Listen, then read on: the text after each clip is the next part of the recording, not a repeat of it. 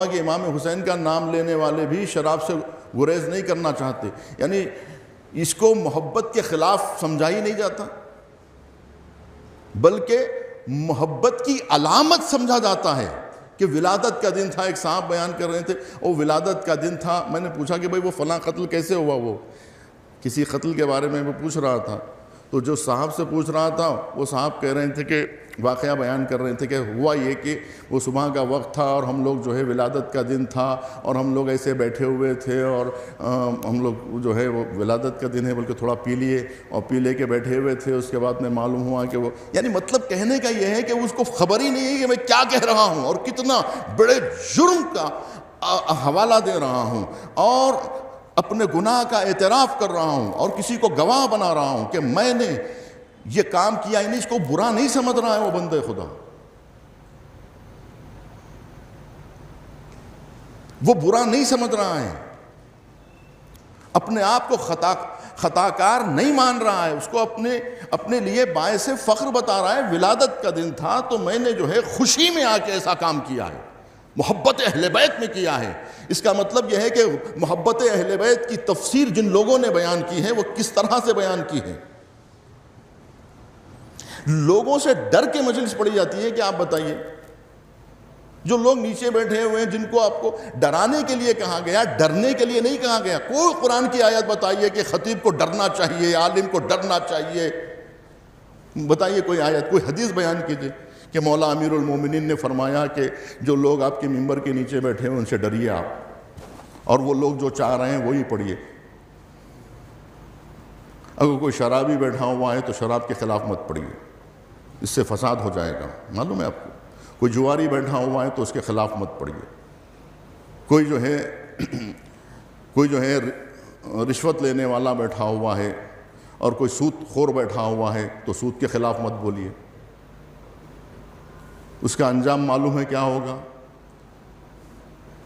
تو اس کا انجام بھی جو ہے بتایا جاتا ہے کہ اس کا انجام یہ ہوتا ہے۔ افریقہ میں جو ہے ایک صاحب جا رہے تھے، ان کو کار میں بیٹھتے ہی سمجھا دیا گیا کہ باپو آپ کو جو ہے یہ باتیں نہیں پڑھنا ہے، سود کے خلاف نہیں پڑھنا ہے، شراب کے خلاف نہیں پڑھنا ہے، اور جب پڑھ دیے تو سلو پیزن دے کے مار ڈالیں گے، مار دیے۔ ایسا ہوتا ہے۔ الذین یبلغون رسالات اللہ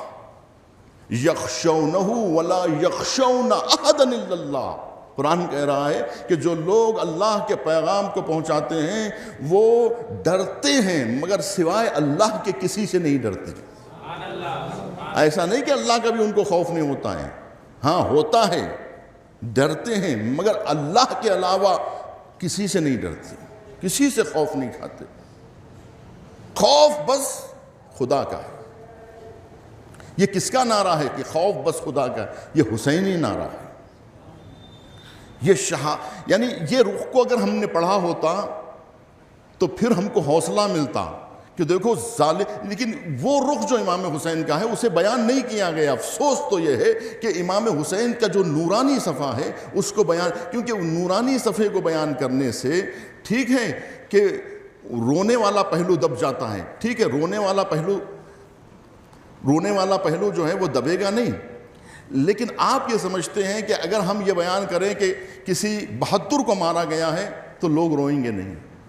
جب آپ یہ بیان کریں گے کہ ایک ناتواں کو، ایک کمزور کو مارا گیا ہے تو آپ کے آنکھوں میں آنسو آئیں گے کہ بھئی بیچارے کمزور کو مار دیا، ناتواں کو مار دیا۔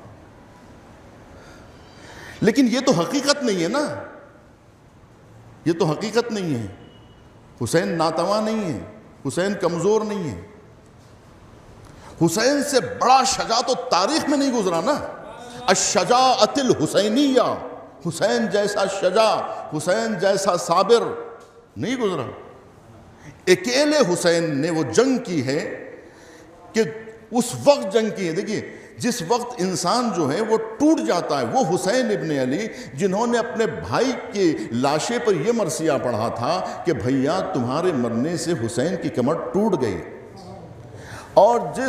حسین ابن علی نے یہ کہا تھا کہ بیٹا تمہاری آواز نے میرے آنکھوں کی بینائی کو سلب کر لیا ہے، علی اکبر مجھے کچھ سجھائی نہیں دیتا، بیٹا مجھے کچھ دکھائی نہیں دیتا۔ تو وہ حسین جس کی آنکھوں کی بینائی کڑیل جوان کی برچھی کو دیکھ کر سلب ہو گئی ہو، وہ حسین کے جس کی کمر عباس ابن علی کی شہادت نے توڑ دی ہو، اور جس نے علی اصغر کو اپنے ہاتھوں پر دم توڑتے ہوئے دیکھا ہو، جس نے اپنے بھائی حسن کی نشانی قاسم کا لاشا اٹھایا ہو، جس نے اپنے بہن کے بیٹے اون و محمد کے لاشیں اٹھائے ہوں، وہ حسین کے جس نے اپنے بچپن کے ساتھی حبیب ابن مظاہر پہ گریہ کیا ہو، کہ جس نے اپنے مہمان حر دلاور کے لاشے پہ گریہ کیا ہو، وہ حسین کہ جس نے اپنے ساتھیوں اپنے عزیزوں کی لاشیں اٹھائے ہوں اور انہیں دفنایا ہو خاک کربلا پر، وہ حسین ابن علی، وہ حسین ابن علی۔ اب جب سب شہادتوں کے بعد جناب علی اصغر کی قبر بنانے کے بعد اب جب اٹھتے ہیں حسین، تو وہ حسین کیسے ہوں گے؟ کیسے حسین ہونا چاہیے؟ ٹوٹے ہوئے حسین، نعوذ باللہ جو ہے ناتواں حسین، دبے ہوئے حسین، کچلے ہوئے حسین، ناتواں حسین، کمزور حسین، بے سہارا حسین، بے کس حسین نہیں۔ اس کے باوجود بھی حسین وہ دلاوری، وہ شجاعت کہ جب تک میرے سانس میں سانس ہے میں لڑتا رہوں گا۔ حسین ابن علی نے 2 ہاتھ سے تلوار چلائی ہے، 2 ہاتھ سے تلوار چلائی ہے، اور یہ جو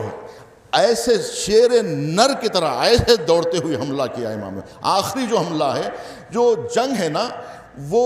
یادگار جو جنگ ہے کربلا کی، وہ حسین ابن علی کی جنگ ہے۔ حضرت عباس کو تو جنگ کی اجازت ہی نہیں دی امام حسین نے۔ امام حسین علیہ السلام نے جنگ کو اپنے سے مخصوص رکھا ہے۔ جنگ تو ہماری جنگ ہوگی، آخری حملہ، کیونکہ آپ کو جس سے جنگ ہے وہ تو حسین کی ذات ہے نا، حسین سے آپ کو اختلاف ہے۔ حسین ابن علی سے آپ جنگ لڑنے کے لیے آئے ہیں تو حسین آپ سے جنگ لڑے گا۔ یہ نہیں کہ امام حسین علیہ السلام سب کو بھیجے میدان میں اور خود جب اپنی باری آئے تو ظالم کے سامنے ہاتھ جوڑ دیں نعوذ باللہ، اور کہیں کہ اب محافظ خیام کوئی نہیں رہا، اب تو چھوٹے چھوٹے بچے گود کے پالے رہ گئے، یا جو ہے وہ خواتین ہیں خیموں میں، اب میں ہاتھ جوڑ رہا۔ آپ نے گجرات کی جنگ دیکھی، آپ نے جو ہے نہتے لوگوں کو مرتے ہوئے دیکھا، ہر جنگ میں لوگوں نے ہاتھ جوڑے ہیں۔ کربلا میں حسین نے ان تمام شہادتوں کے بعد بھی ہاتھ نہیں جوڑے ظالموں کے آگے۔ اس کا مطلب یہ ہے کہ ہم کو جو کربلا سمجھائی گئی ہے وہ کربلا الگ ہے، وہ کربلا حسین کی کربلا نہیں ہے۔ وہ جملے کہاں سے لائے گئے مجھے نہیں پتا، کہ میں بھیک مانگتی ہوں مجھے دے حسین کو، نہیں، کبھی آواز کربلا میں ظالموں کے آگے اس طرح سے بھیک مانگنے کی بات نہیں آئی ہے، بلکہ ظالموں کو ہدایت کی بات آئی ہے۔ میں ہمیشہ یہ عرض کرتا ہوں کہ یہ جو جناب زینب کا کہنا ہے، اس کو لوگوں نے اس کی تفسیر الگ بیان کی ہے۔ یہ تفسیر نہیں ہے کہ یقیناً یہ جملہ مقتل میں ہے کہ جب قلعہ زینبیہ پہ آ کے جناب زینب نے اس نازک موقع پر کہ جس وقت اپنے بھائی کو زیر خنجر دیکھا ہے، فریاد کیا ہے کہ ابنا سعد میرا ماجایا ذبح ہو رہا ہے، تو ابنا سعد کو کیوں پکارا؟ سوال یہ پیدا ہوتا ہے۔ اگر بھائی کی جان بچانا ہے تو جس کے ہاتھ میں خنجر ہے، یہ تو تاریخ نے لکھا ہے نا، مقتل میں آپ نے بھی تو سنا ہے، آپ تک بھی جو مقتل پہنچا ہے اس میں بھی یہ تو لکھا، یہ کہا جا رہا ہے کہ عمر سعد کے ہاتھ میں تو تلوار نہیں تھی، ہے نا، عمر سعد کے ہاتھ میں تو خنجر نہیں تھا، تو جس کے ہاتھ میں خنجر تھا تو وہ عمر سعد نہیں ہے، بلکہ جس کے ہاتھ میں خنجر ہے یا تو وہ حسین ابن نمیر ہے،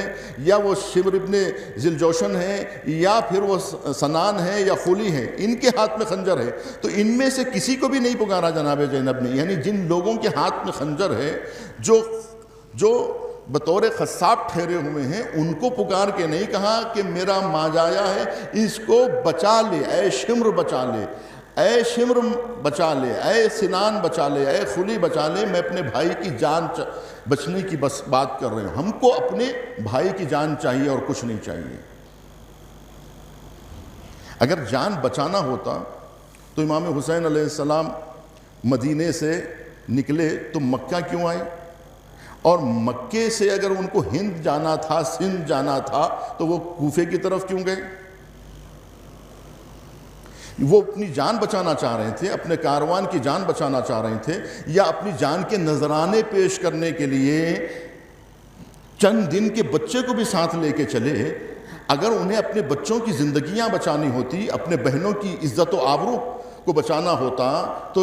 زینب ام کلثوم سے کہتے بہنوں ہر جنگ میں ایسا ہی ہوا نا، ہر جنگ میں خواتین کو لے کے کوئی میدان میں نہیں گیا ہے، اور کیا امام حسین کو نہیں معلوم تھا کہ مجھے جو ہے وقت پڑ جائے تو جان کا نذرانہ بھی پیش کرنا ہے، اسلام کی عظمتوں کے لیے مجھے پوری قربانیاں سمیٹنا ہے؟ اور قربانیوں کی نیت سے حسین نکلے تھے کہ اسلام پہ وقت آ گیا کہ اب بغیر اجتماعی قربانی کے یہ مسئلہ حل ہونے والا نہیں ہے۔ تو امام حسین علیہ السلام جس ذات کے لیے قربانی دینا چاہ رہے تھے، وہ ذات کے لیے قربانی دینے کے لیے کیا امام حسین پیچھے ہٹیں گے، اپنی قربانیوں کو چھپا لیں گے، یہ کہیں گے کہ یہ بچہ 1 دن کا ہے یا 6 مہینے کا بچہ ہے، اس کو گودی میں چھپا لو، ظالم کو کیا خبر ہے؟ وہ اندر گھس کے تو نہیں آئیں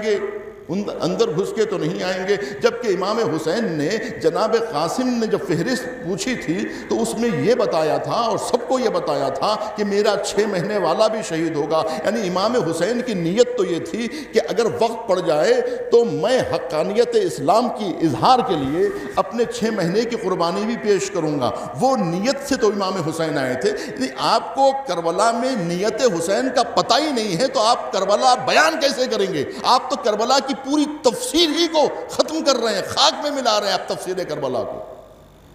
آپ روئے کربلا کو آپ مٹا رہے ہیں، عزت کربلا کو آپ مٹا رہے ہیں۔ کربلا میں عزت ہے، کربلا میں آبرو ہے، کربلا میں شہامت ہے، کربلا میں شجاعت ہے، کربلا میں حیا ہے، کربلا میں آبرو ہے، کربلا میں اتنی نزاکتیں ہیں کہ آپ کربلا کے میدان میں آپ یہ نہیں دیکھیں گے کہ کربلا میں بچے پیاسے بھی تھے، بھوکے بھی تھے، لیکن کربلا کے بچوں میں شعور اتنا تھا، ان کے اندر حیا اتنی زیادہ تھی، غیرت اتنی زیادہ تھی، انہوں نے کبھی یہ نہیں کہا چچا جان بھوک لگی ہے، اماں ہمیں بھوک لگی ہے، بھوک سے جان جا رہی ہے تو تھوڑی روٹی کا ٹکڑا مل جائے، تھوڑا سا چاول مل جائے، تھوڑا سا کھانا مل جائے، تو بچے بھوک سے مر رہے ہیں۔ کربلا میں بھوک کا ذکر نہیں ملتا ہے، اس لیے کہ غیرت مردانگی اس بات کی اجازت نہیں دیتی، غیرت انسانی اس بات کی اجازت نہیں دیتی کہ ظالم سے بھوک کا مطالبہ کرے کہ میرے بچے بھوکے ہیں۔ ہے مطالبہ؟